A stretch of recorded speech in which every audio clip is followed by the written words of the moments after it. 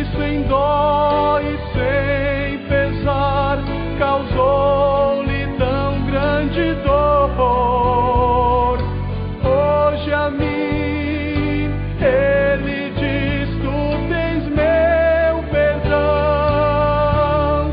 Quem é este homem afinal? Porque me ama assim. Oh, quanto mal lhe fiz, ele não considerou que fui eu quem o acusou. Causei-lhe tanta dor.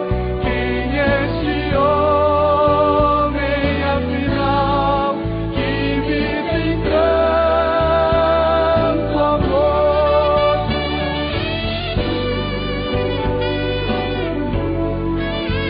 Porque me ama assim, eu que o fiz sofrer, ele me perdoou. Sim, fui eu quem o acusou, causei-lhe tanta dor. Quem é este homem afinal que me tem tanto amor? Ele é meu rei e redentor.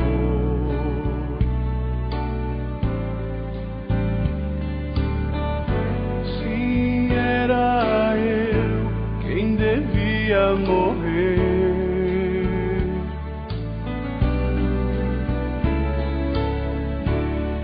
Quanto amor dar sua vida na cruz para salvar alguém. Eu como ele.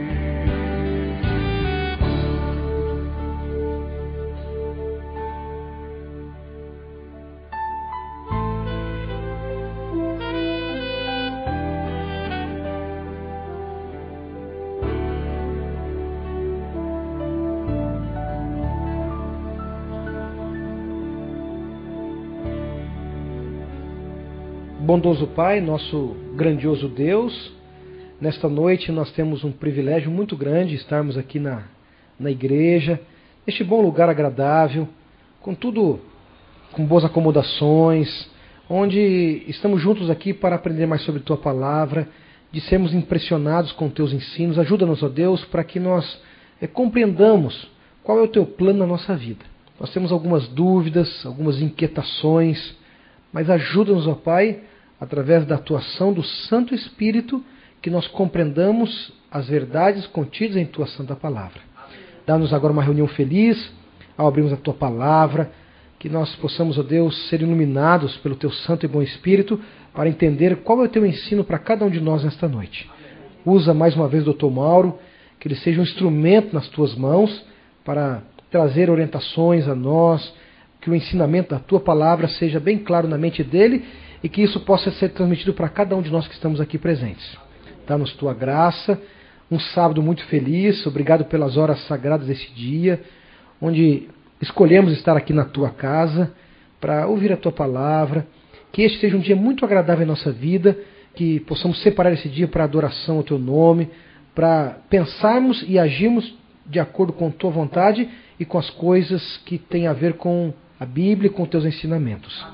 Dá-nos Tua graça, Tuas bênçãos sobre nós agora e sempre, no nome do Senhor Jesus. Amém, Senhor.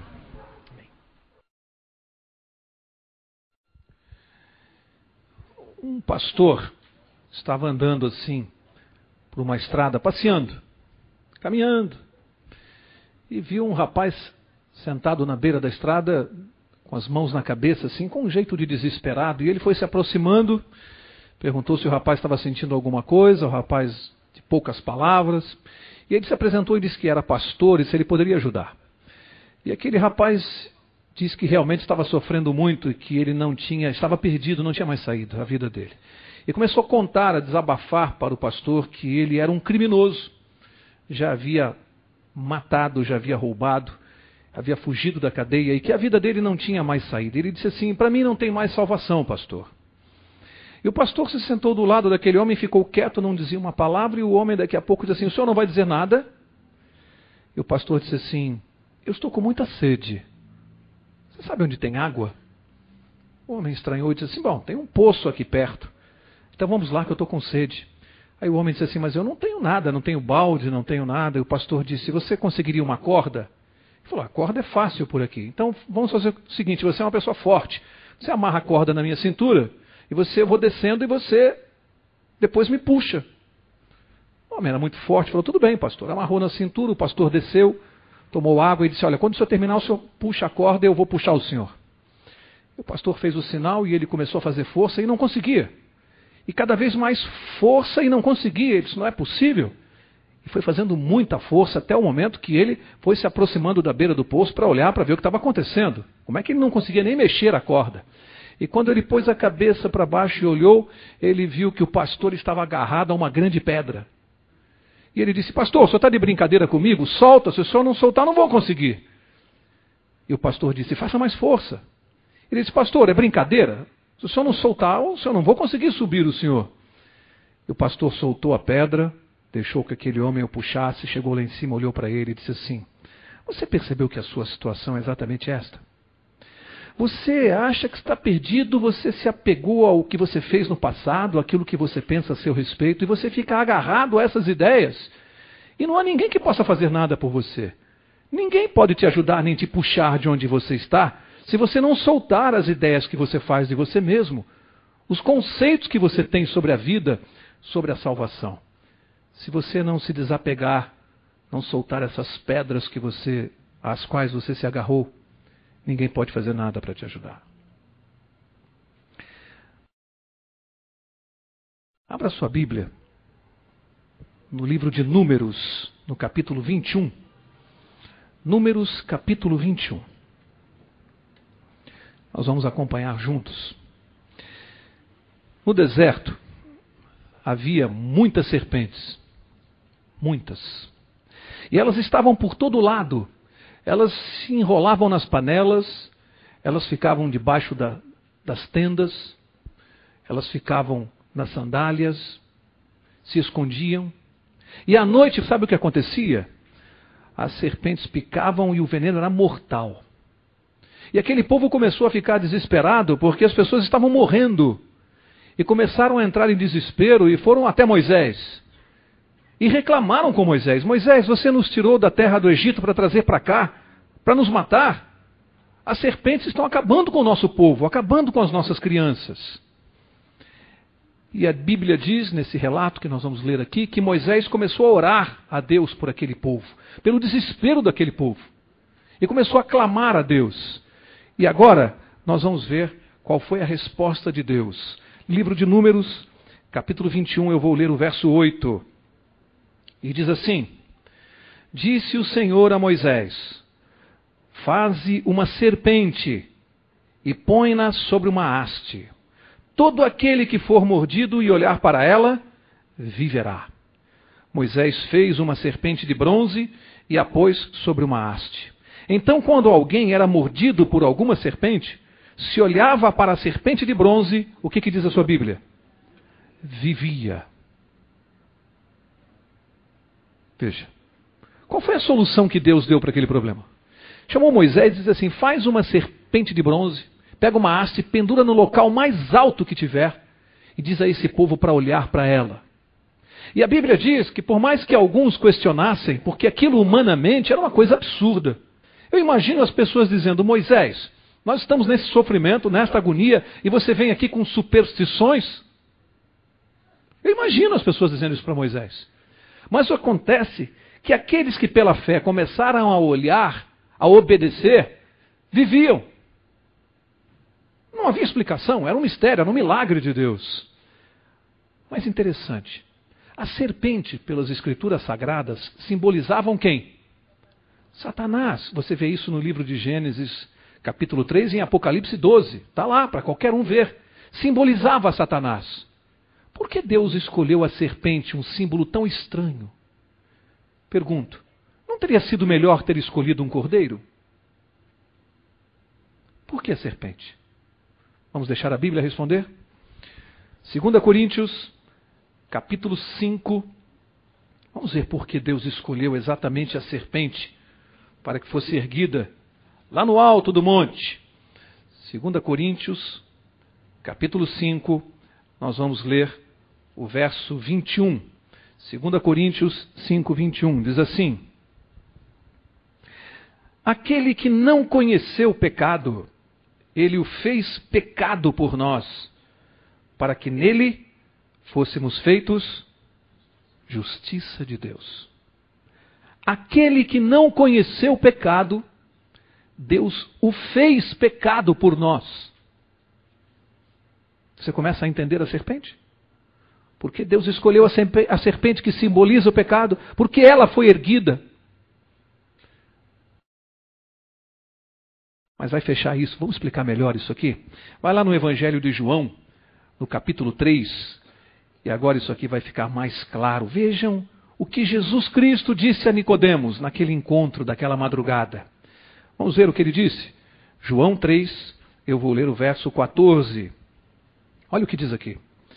Diz assim: assim como Moisés levantou a serpente no deserto, da mesma forma, importa que o Filho do Homem seja levantado, para que todo aquele que nele crê tenha a vida eterna.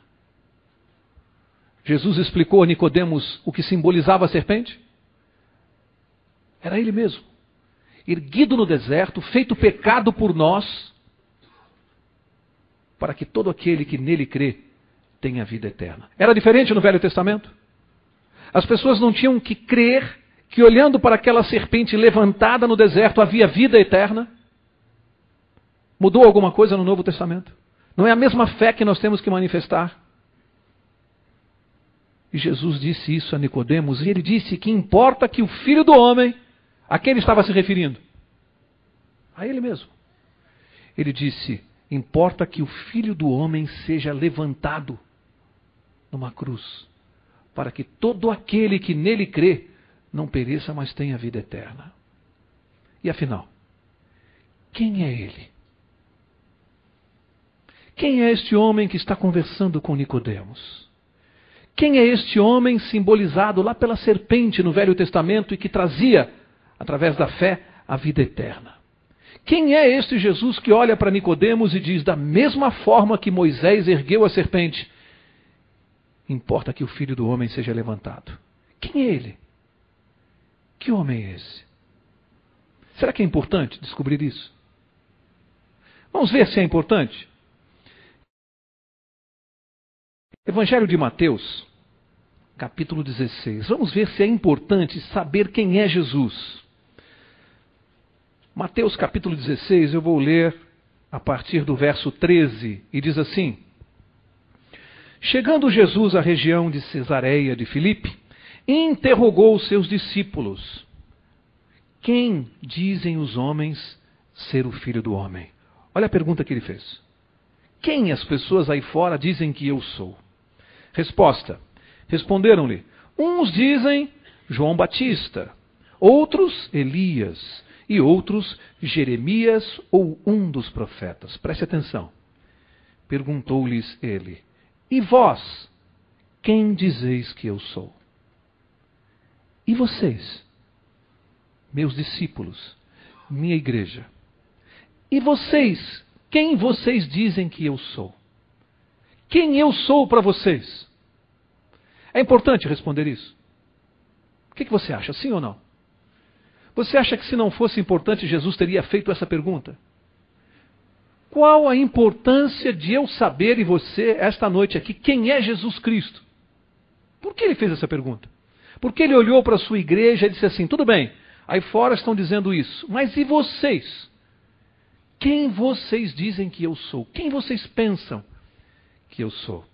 Às vezes eu fico divagando um pouco. Um dia eu me pus a pensar e imaginei assim: Se nós pudéssemos colocar a mão no bolso de Jesus e pegar a carteira de identidade dele, o que é que estaria ali? Já parou para pensar nisso?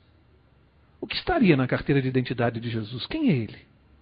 Como seria a identidade dele? Como seria? Quem é Jesus Cristo? Não é uma boa pergunta para a gente responder essa noite? Melhor, não é uma boa pergunta para nós deixarmos a Bíblia responder? Ela é fundamental. Você vai descobrir ao longo desse estudo a importância de ter esta resposta. Ela é fundamental. Vamos ver juntos, vamos deixar a palavra de Deus responder a esta pergunta que Jesus fez lá há 2000 anos atrás e que serve para mim hoje, serve para você hoje. Hoje o mesmo Jesus, lá do céu, está olhando para Mauro, para Pedro, para Delmiro e dizendo assim: e você? Quem você diz que eu sou? Quem eu sou para você? A pergunta é essa, não importa o que eu sou para os outros. Para você, quem eu sou? Vamos deixar a Bíblia responder. Evangelho de João, capítulo 1. Vamos descobrir juntos aqui essa noite a resposta correta para esta pergunta. João 1, verso 1, diz assim: no princípio era o Verbo estava com Deus, o Verbo era Deus. Ele no princípio estava com Deus. Todas as coisas foram feitas por meio dele, e sem ele, nada do que foi feito se fez. Avança até o verso 10. Estava no mundo, o mundo foi feito por meio dele, mas o mundo não o conheceu. Verso 14. O Verbo se fez carne e habitou entre nós. Vimos a sua glória, a glória como do unigênito do Pai, cheio de graça e de verdade. Olha quanta coisa importante. Primeira, ele é o Verbo. Segunda, o Verbo no princípio estava com Deus, o Verbo era Deus. O próprio Deus. Diz que todas as coisas foram criadas por meio dele. Sem ele, nada do que foi feito se fez. Nada. Nada inclui o céu, a terra, o mar, os peixes, inclui. A Bíblia está dizendo com todas as letras, revelando a identidade dele. Ele é Deus. Jesus Cristo é Deus. Alguns dizem, peraí, Mauro, não seria ele o Filho de Deus? Não no conceito humano.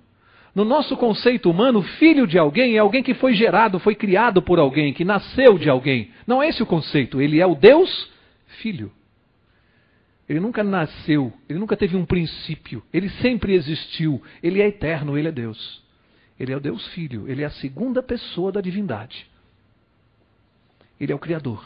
Ele estava lá ao lado de Deus Pai, no momento da criação. Ele, com as suas próprias mãos, nos fez do barro. A Bíblia começa a revelar a identidade dele. Mas a coisa vai ficando mais séria quando diz que ele se fez carne para habitar entre nós. Você sabe o que a carne simboliza?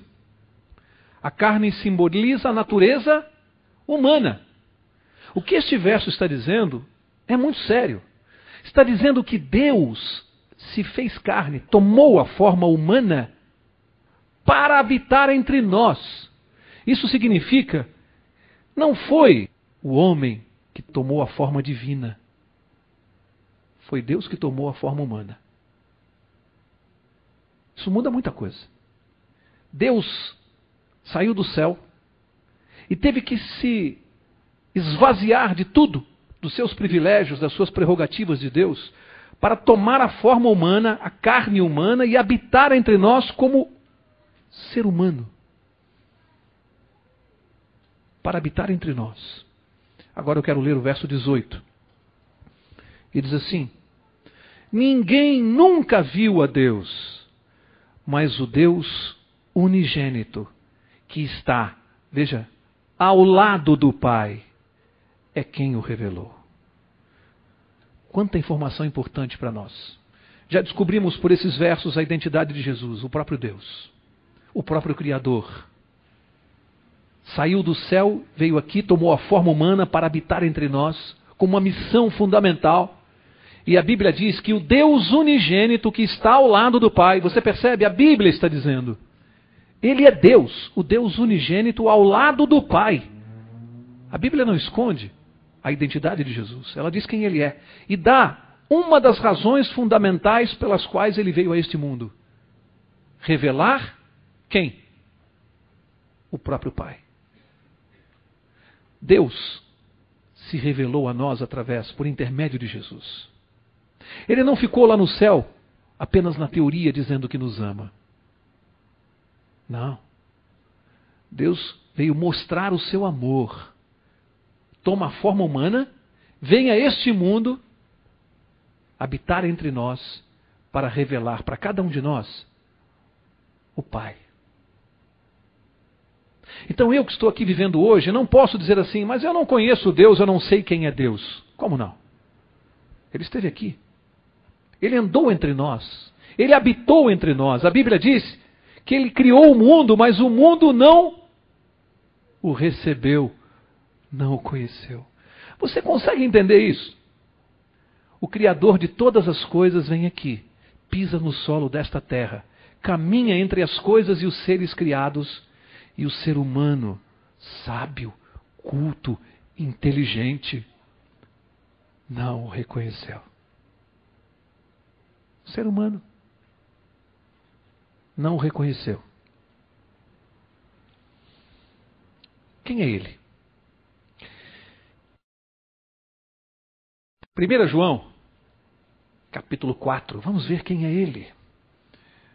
1 João, capítulo 4. E aqui há uma revelação importante para nós. 1 João 4, verso 8.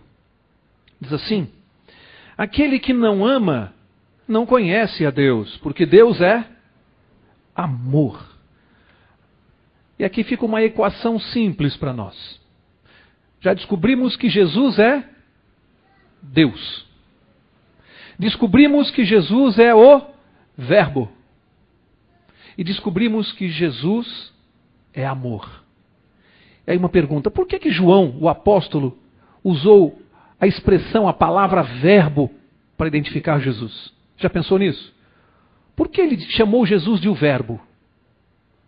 Tem algum professor de português aqui? O que o verbo faz numa oração, numa frase? Dá ação. Agora monta o quebra-cabeças. Jesus é Deus, Jesus é amor, o verbo é ação. Olha que coisa linda que o apóstolo quis ensinar para nós. Jesus é o amor de Deus em ação. Não fica na teoria. Não é um amor de filosofia. Ele age. Ele veio aqui, ele tomou a forma humana. Ele age para nos salvar. Jesus é o amor de Deus em ação. Abre no livro de Isaías, lá no Velho Testamento. Isaías capítulo 9. E olha que profecia fantástica a respeito de Jesus Cristo. O Velho Testamento está recheado de profecias a respeito da vinda de Cristo a este mundo. Isaías 9, olha o verso 6, o que diz. Olha que profecia fantástica. O livro de Isaías, apenas como informação, foi escrito aproximadamente no ano 740 antes de Cristo. 740 anos antes, esse profeta disse isso aqui, ó. Verso 6. Porque um menino nos nasceu, um filho se nos deu, o principado está sobre os seus ombros, e o seu nome será Maravilhoso, Conselheiro. O que diz a sua Bíblia aí? Deus forte, Pai da eternidade, Príncipe da paz. O que o profeta disse? 740 anos antes. Um menino deu sexo do Messias. Seria um menino. E disse que ele era Deus forte. Isaías disse quem era Jesus? Deus. Isaías disse quem era Jesus para nós. Deus forte. E Mateus? Evangelho de Mateus, capítulo 1. Que revelação existe a respeito da identidade de Jesus? Mateus, capítulo 1. Olha o verso 23. Diz assim: a virgem conceberá e dará à luz um filho, e o chamarão pelo nome de Emanuel. Que quer dizer o quê? O que diz a sua Bíblia? Deus conosco. A Bíblia esconde a identidade de Jesus. Diz: ele será Emanuel, que quer dizer Deus conosco. É o outro nome de Jesus, Emanuel, porque quer dizer Deus conosco. Não é lá no céu, longe de nós, é aqui conosco, junto de nós. Outra profecia aqui, alguém prestou atenção? Seria um menino e nasceria de uma virgem.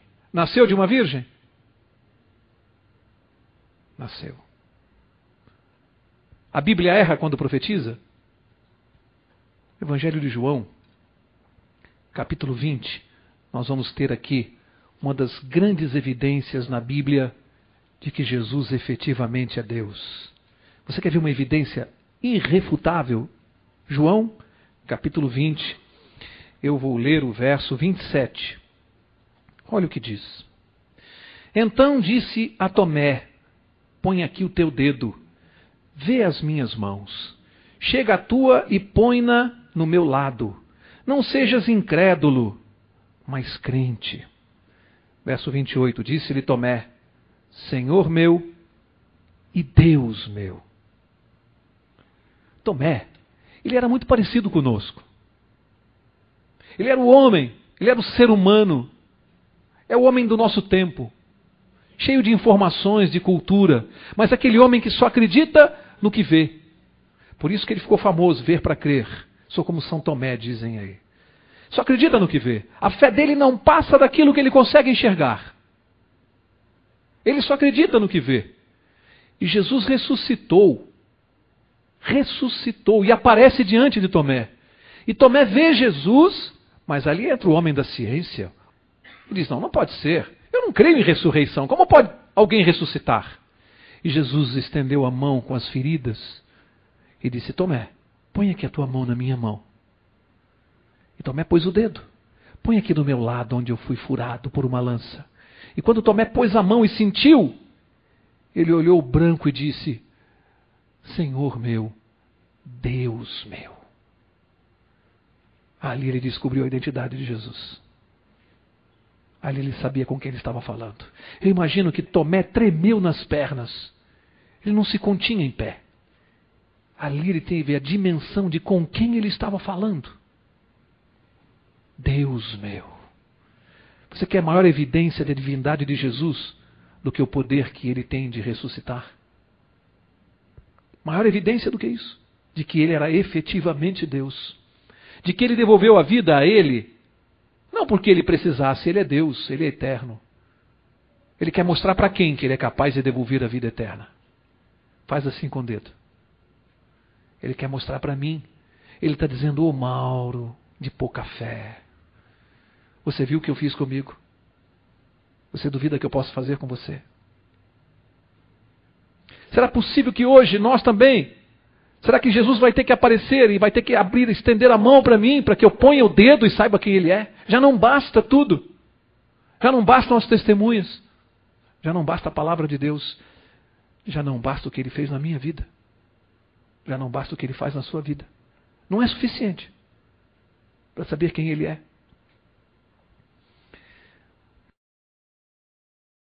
João capítulo 10. Você está no capítulo 21, volta algumas páginas até o capítulo 10 e veja como Jesus teve paciência conosco. Como ele teve paciência em insistir para que nós pudéssemos entender. Olha o verso 30. Ele disse: eu e o Pai somos um. Ele disse: eu e o Deus Pai que está no céu. Nós somos um só Deus. Ele lá no céu. E eu aqui na terra em pessoa, diante de vocês. Mas um só Deus, o mesmo Deus. Enquanto eu estou aqui em pessoa, eu estou em essência lá no céu, ao lado do Pai. E Ele está pessoalmente no céu, e em essência aqui comigo. Somos inseparáveis, somos um só Deus. Você duvida que é assim? Você acha que eu estou inventando, que isso aqui é apenas uma fantasia? É uma figura de retórica? Vamos ver se é. Abra sua Bíblia. Você está em João 10, abre no capítulo 14 de João. Avança poucas páginas. João 14. Olha o verso 8. Disse-lhe Filipe: Senhor, mostra-nos o Pai, e isto nos basta. Resposta. Respondeu-lhe Jesus: Há tanto tempo estou convosco, e não me conheces, Filipe? Quem me vê, vê o Pai. Como tu dizes, mostra-nos o Pai. Ser humano, olha o homem conversando com Deus. Jesus, tudo bem, você está pregando, você fala de Deus, você diz que é o Filho de Deus. Mas mostra Deus para mim. Mostra o Pai de quem você tanto fala. Jesus disse: Filipe, Filipe, eu já estou há tanto tempo com você. E você me pergunta, mostra-nos o Pai? Quem me vê, vê o Pai. Você quer ver Deus? Você tem vontade de ver e conhecer Deus? Olha para Jesus. Ele disse: quem me vê, vê o Pai. Ele está comigo e eu estou com Ele. Você quer conhecer a Deus? Ele disse: olhe para mim, porque quem me vê, vê o Pai. Você quer saber o que Deus pensa? Ouça o que Jesus diz. O mundo aí fora fica colocando nos lábios de Deus coisas que Ele nunca disse, pensamentos que Ele nunca teve. E a Bíblia diz, pelo profeta Isaías: os meus pensamentos não são os vossos pensamentos. O ser humano tem mania de querer que Deus pense como nós pensamos. Se eu acho que ter 2 mulheres é bom, porque eu sou mais feliz, eu acho que Deus também aprova isto. Se eu acho que homossexualismo é uma opção, eu coloco nos lábios de Deus o mesmo, ou na boca de Deus a mesma palavra, ou no pensamento de Deus a mesma ideia. Porque eu, como homem, penso assim, eu acho que Deus tem que pensar também. Mas você quer saber como Deus pensa? Leia o que Jesus disse. E você vai perceber que Ele pensa muito diferente de nós. Os conceitos dele não são os nossos. E há uma diferença. Deus conversando com o homem. Você consegue realizar isso aqui? A gente lê e parece que não realiza. Filipe conversando com Deus. Deus diante dele. E Filipe diz: por que o Senhor não me mostra Deus? Jesus olha, mas Filipe, estou diante de você e você não enxerga um dedo diante do nariz. Que coisa incrível isso aqui. Deus conosco. Será que Jesus tinha alguma coisa que o Pai não tem ou vice-versa? Será que havia alguma diferença entre eles? Colossenses capítulo 2. Colossenses capítulo 2, olha o que está no verso 9. Colossenses 2:9 diz assim: pois nele habita corporalmente toda a plenitude da divindade. Toda a plenitude da divindade em Jesus corporalmente. Sabe o que esse verso diz? Ele era totalmente humano e completamente divino. Completamente divino. Nada do que o Pai tem, nenhum atributo que o Pai tenha faltava a Jesus. Totalmente Deus e totalmente homem. Isso é um mistério. Não há como nós explicarmos isso, como Deus pode ter tomado a natureza humana, mantendo-se divino, mantendo-se Deus. Jesus fez isso. Um milagre. Não tem como o ser humano explicar isso aqui. Mas eu preciso saber que Jesus era completamente Deus, totalmente Deus. O que ele fala é o próprio Deus falando. Isso muda alguma coisa para você? Nas palavras de Jesus? Será que tem alguma importância quando eu sei que é o próprio Deus falando? Não é o pensamento de um homem. É o próprio Deus manifestando o seu pensamento. Para mim. Se revelando para mim na pessoa de Jesus. Volta para o Evangelho de João, capítulo 8. Tem um episódio aqui que eu não posso deixar de mostrar a vocês. João 8, verso 56.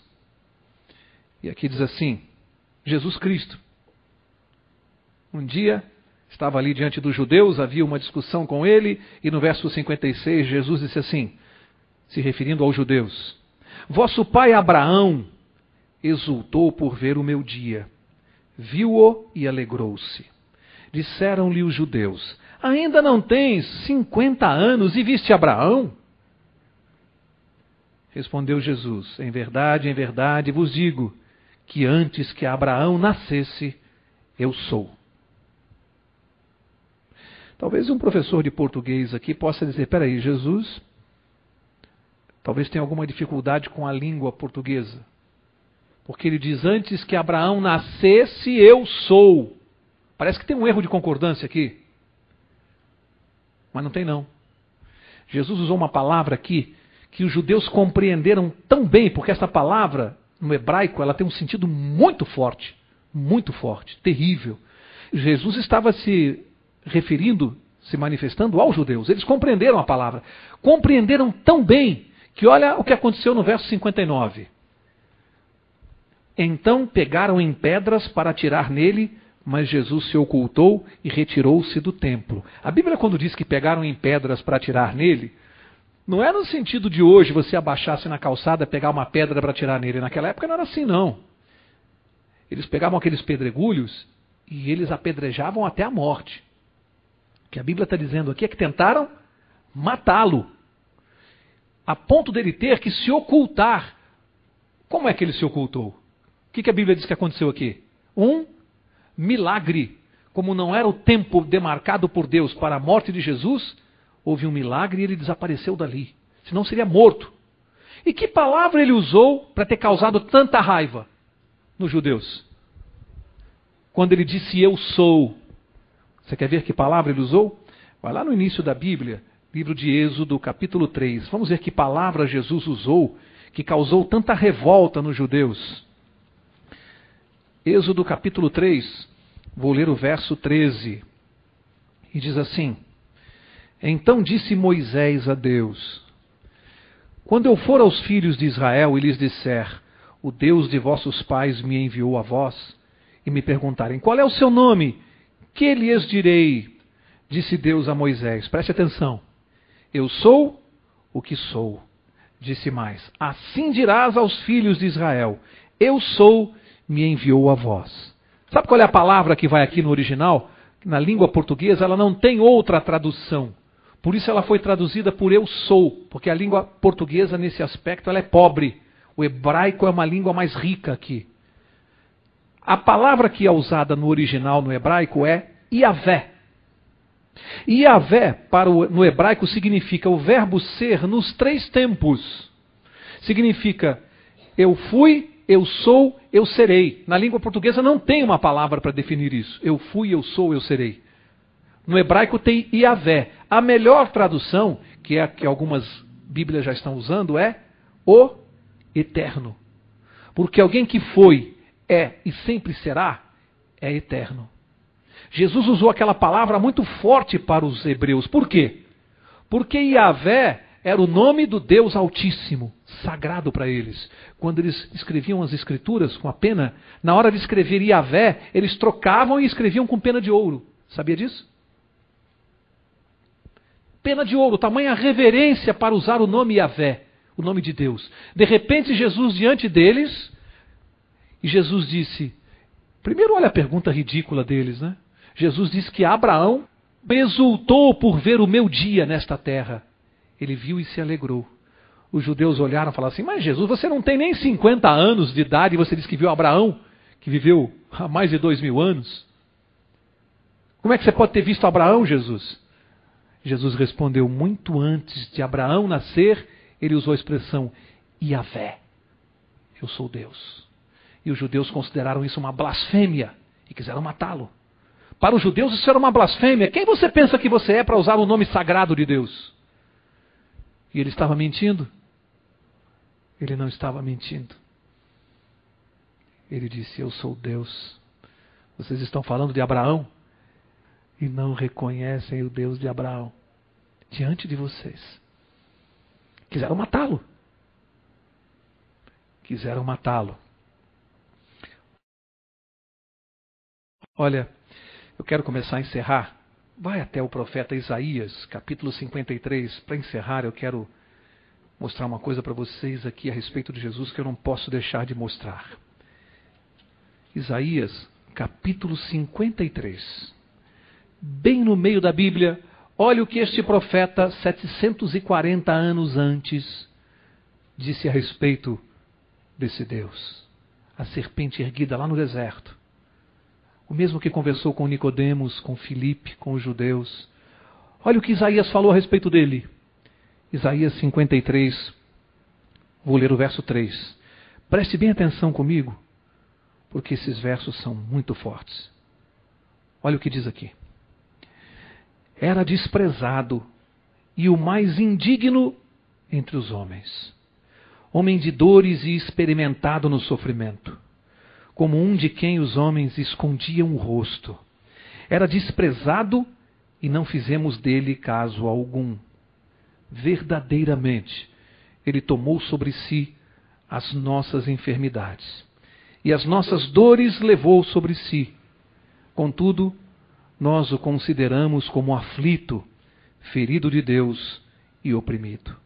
Mas ele foi ferido pelas nossas transgressões e moído pelas nossas iniquidades. O castigo que nos traz a paz estava sobre ele, e pelas suas pisaduras fomos sarados. Todos nós andávamos desgarrados como ovelhas, cada um se desviava pelo seu caminho, e o Senhor fez cair sobre ele a iniquidade de todos nós. Ele foi oprimido e humilhado, mas não abriu a sua boca. Como cordeiro foi levado ao matadouro, e como a ovelha muda perante os seus tosqueadores, ele não abriu a sua boca. Vamos ver se o que o profeta disse aconteceu. Vai lá, para começar a encerrar, Mateus capítulo 27. Vamos ver aqui em Mateus 27. Eu vou ler para vocês e acompanhem comigo. Verso 45. Desde a hora sexta até a hora nona houve trevas sobre toda a terra. Preste atenção. Jesus estava pendurado na cruz. E a Bíblia diz que nesse espaço de tempo daquela tarde de sexta-feira, foi uma escuridão total, trevas sobre a terra, no meio do dia. Os homens ali, sem entenderem nada do que estava acontecendo. Quem era aquele que estava pendurado morrendo? Os homens não sabiam.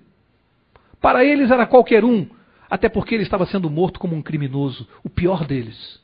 Porque a morte de cruz era uma penalidade para os piores assassinos.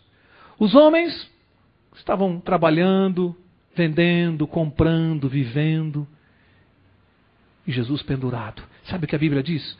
Houve trevas sobre a terra. Enquanto os homens não entendiam nada, a natureza estava manifestando a sua revolta. Os animais se escondiam no campo. Todos os outros seres criados por Deus sumiram de vergonha. Só o homem estava ali. A natureza mostrou maior compreensão do que qualquer um de nós. A natureza escondeu seu rosto de vergonha pelo vexame. Verso 46. Por volta da hora nona, exclamou Jesus em alta voz: Eli, Eli, lema sabachthani, que quer dizer: Deus meu, por que me desamparaste? O pavor. Jesus naquele momento tinha sobre seus ombros na cruz todos os pecados do mundo. Isaías não disse? As nossas transgressões estavam sobre ele. E ele que não tinha nenhum pecado foi feito pecado por nós, a serpente erguida. E ali ele teve medo de se afastar eternamente do Pai, porque o pecado faz separação entre Deus e o homem. Vocês já imaginaram o pavor de Jesus? Tendo os pecados sobre si, o medo de jamais voltar a ver o Pai, e ele olha no desespero e diz: Deus meu, por que eu não vejo mais o seu rosto? Pai, cadê o Senhor? Aquele que dizia: quem me vê, vê o Pai. Eu e ele somos um. Olha o que o pecado faz. Olha o pavor de Jesus. Pai, cadê o Senhor? Verso 47. Alguns do que ali estavam, ouvindo isto, diziam: ele chama por Elias. E logo um deles, correndo, tomou uma esponja, embebeu-a em vinagre e, pondo-a numa cana, dava-lhe de beber. Outros, porém, diziam: deixa, vejamos se Elias vem livrá-lo. E Jesus, clamando outra vez com grande voz, rendeu o seu espírito. Talvez o ser humano até hoje não compreenda bem o que aconteceu ali. Eu não sei se é possível para cada um de nós ouvir isto e continuar sendo a mesma pessoa. Eu não sei se quando você descobre que nós matamos Deus pelos nossos erros, pelos nossos fracassos, pelas nossas más escolhas. Foi o que ele veio fazer aqui. Se humilhou, tomou a forma humana para nos salvar, porque tudo aquilo que eu fiz de errado na vida estava nas costas dele lá no Calvário. Sabe quem estava ali ao pé da cruz naquele momento? Não são os grandes sábios, os homens inteligentes deste mundo. A Bíblia diz que ali estava Maria Madalena. Você sabe quem ela é? Quem ela era antes de conhecer Jesus? Uma prostituta que foi arrancada e levada pelos cabelos, seminua, por uma praça, porque foi pega em adultério com um homem. Quem estava com ela nem apareceu. E quando todos desapareceram e ela ficou sozinha com Jesus, esperando a condenação de Deus, ele olha para ela e diz assim: alguém te condenou? E ela disse: todos fugiram daqui, Senhor. E ele diz: eu também não te condeno. Quando ele estava agonizando, ela estava ali. Por uma razão muito simples.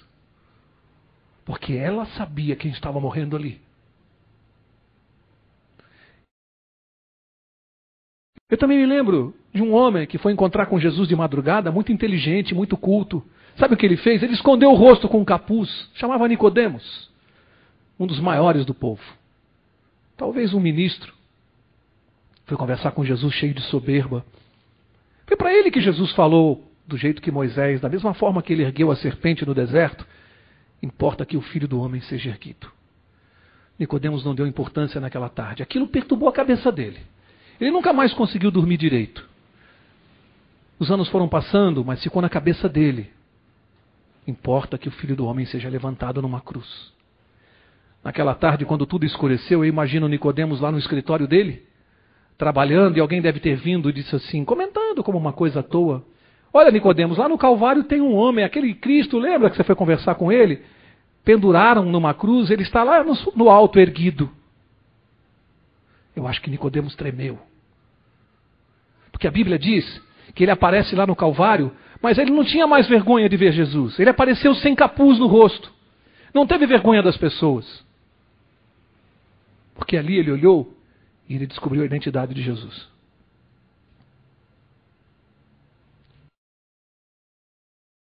Último verso dessa noite. No mesmo capítulo 27 de Mateus. Último verso dessa noite é o verso 22. E como esse verso diz tanta coisa para nós. Diz assim: disse-lhes Pilatos. Prestem atenção nessa pergunta e leva para casa. Que farei então com Jesus chamado Cristo? Este é o maior problema da humanidade e a maior solução. Pilatos estava diante de Jesus Cristo. Ali estava Deus diante dele, mudo. Mudo. Isaías disse, ele não abriu a sua boca, que nem uma ovelha, calado. E Pilatos achava que tinha poder sobre a vida dele. Pilatos achava que tinha poder de matar Jesus. E Jesus olhava para ele e como se dissesse, Pilatos, Pilatos, faz logo o que você tem para fazer. Porque eu só vou morrer. Porque eu estou me entregando para morrer pela humanidade. E Pilatos diante de Jesus, sabendo que ele era inocente, por pura covardia, ele diz, que farei com esse Jesus chamado Cristo? E agora? Eu pergunto, cada um de nós, um dia na vida, vai estar nessa situação. Você vai ouvir falar de Jesus. Quem sabe esta noite alguém entrou aqui pensando ouvir alguma coisa qualquer. E de repente você descobre quem é Jesus e Ele está diante de você neste momento. E você tem uma decisão de consequências eternas.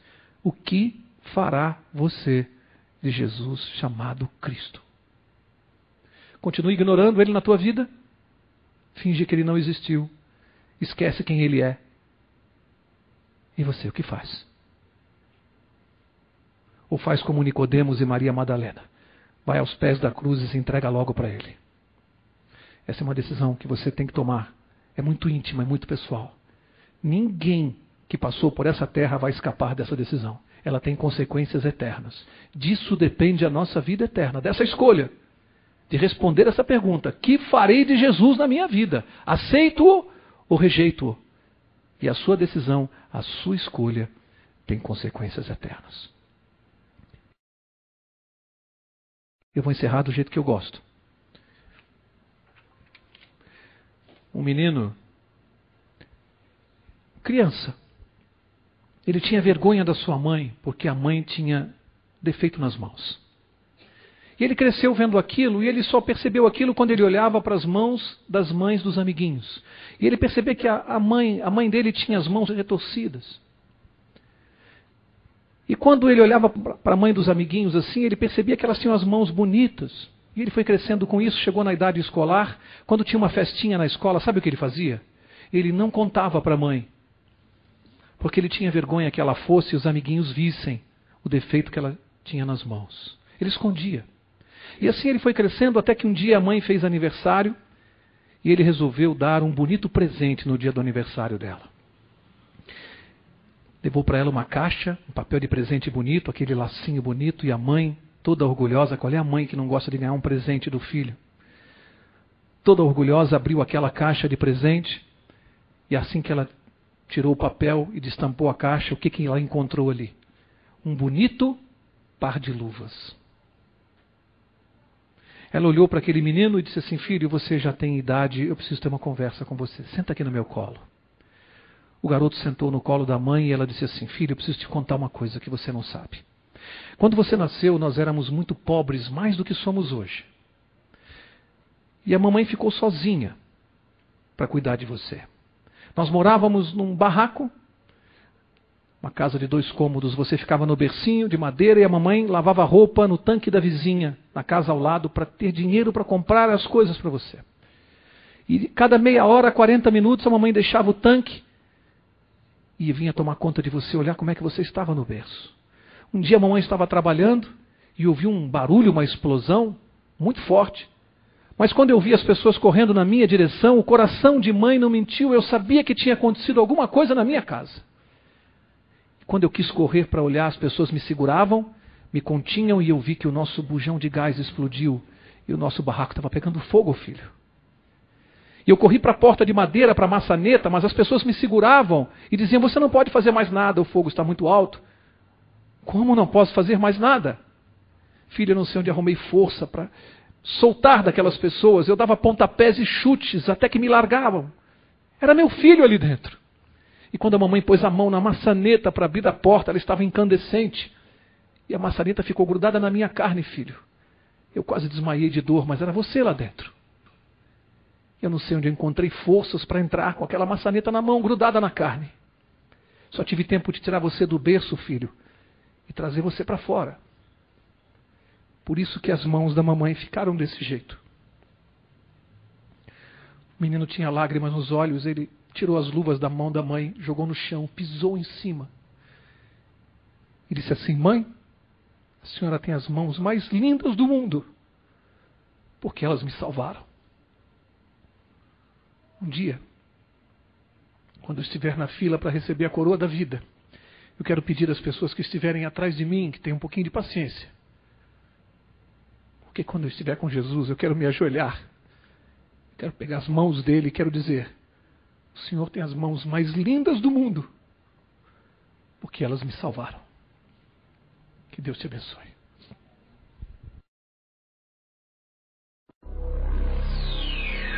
Sinais dos tempos. Que diferença existe nos dias de hoje em relação ao que seus pais ou seus avós viveram no passado? Na verdade, há muita diferença. As moedas mudam de nome, novos produtos aparecem no mercado, a tecnologia está mais avançada, as facilidades dão mais conforto à vida.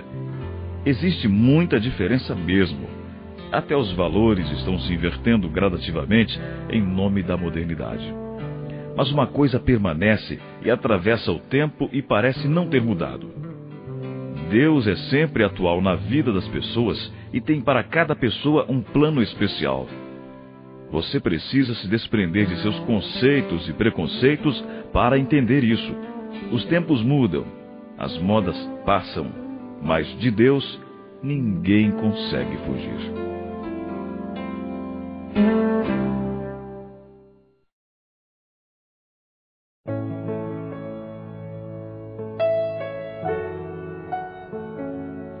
Eu pergunto, cada um de nós, um dia na vida, vai estar nessa situação.